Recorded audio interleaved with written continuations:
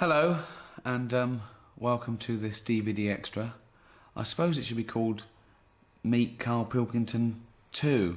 We did a little bonus feature for my politics DVD, where we talked about politics, obviously, and that sort of introduced you to the world. That was put on YouTube, and it's had like 1 million hits.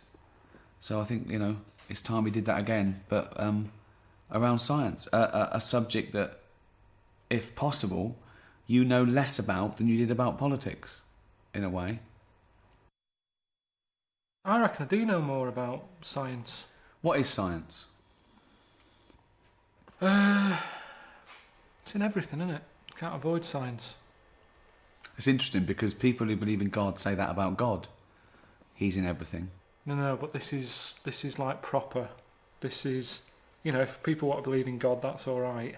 But science is, without science, we wouldn't have any of this. Well, it's almost the antithesis, isn't it? That if you believe in the magic of, God and all his impossibilities and theological, and that's science looks at hard empirical facts. See, all that went right off my head. I'm into science. I'm into the weird science. I like the fun of it. There's a lot of fun in science. Let's start at the beginning. The Big Bang. Okay, here, what do you think of this? An atom, right, is mostly nothing. One analogy is it's like a fist in the Albert Hall. So an atom, the size of the Albert Hall, the matter part of it, okay, the nucleus would be a fist. The rest is space, okay? That's one thing. With a fly buzzing around it as the electron, just a charge. Now, when we look at it on that scale, it's easy to understand that all matter that exists, everything in this universe, was once in the space many, many times smaller than an atom. Yeah, it doesn't make any sense. That doesn't. Most people watching this are going, I don't get that. My head hurts. What else is on? Everything in the universe could be crammed into the tiniest thing imaginable, and that was sitting there in the beginning of time, right? 15 billion years ago, right? And then it expanded into a universe in a few minutes. But was there minutes then? No. So we don't know then. We don't know how long it took. Not that it matters, I'm not bothered. It's here now. And that's what I'm saying to you. It's all amazing, that. The Big Bang thing. I've said to you, was it a Big Bang, or was it just because there was nothing else there to drown out the noise? At the end of the day, it's that whole thing, innit? The noise. Was there even a noise if no one's there to hear it? Don't be worrying about all that stuff. Leave it to Stephen Hawking to do it. Of course he can sit there and think about it. He's got nothing else to do. Let him get online. Oh, it's great to think. I like thinking, but my world's too busy. I've always got to be doing other things. He's sat there just thinking. I'd be the same if I was in his shoes. Exactly the same. Thinking, but he's done that much thinking. He's thinking about things now he doesn't need to think about. Pack it in, Steve. Have a rest. Play Pac-Man. Do whatever. Just do something else. Stop worrying about the Big Bang. He's wasting his life thinking about something that doesn't matter. We don't need to know the answer. He's wasting his life thinking about something that doesn't matter. Good. It doesn't matter, does it? In your life of things that matter, where would you put the Big Bang?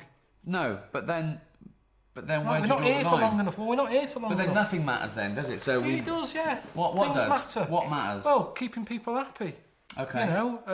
Looking after people. So keeping them happy could be giving them life-saving drugs, or feeding a starving world, or letting someone become mobile that was otherwise immobile. And that's fine.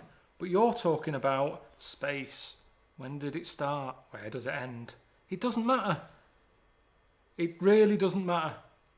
It goes on and on and on and on. We know that. atoms, they're not getting in the way. Stop worrying about them. I read something about some scientists trying to smash one up. What for? They're not in the way. If they were big and I kept bumping into them, smash them up, break them down, make gravel out of them. Make atoms so tiny that they're only gravel. No, but what I'm saying is it's not an issue. And Right. there's loads of problems in the world.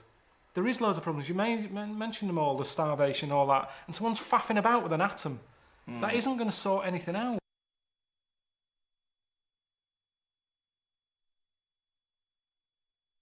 Some people say mathematics is the tool of science. You need maths to do anything in science of precision. I believe that. You do. I like doing DIY. I've told you, there's a lot of maths involved. Accuracy. Right.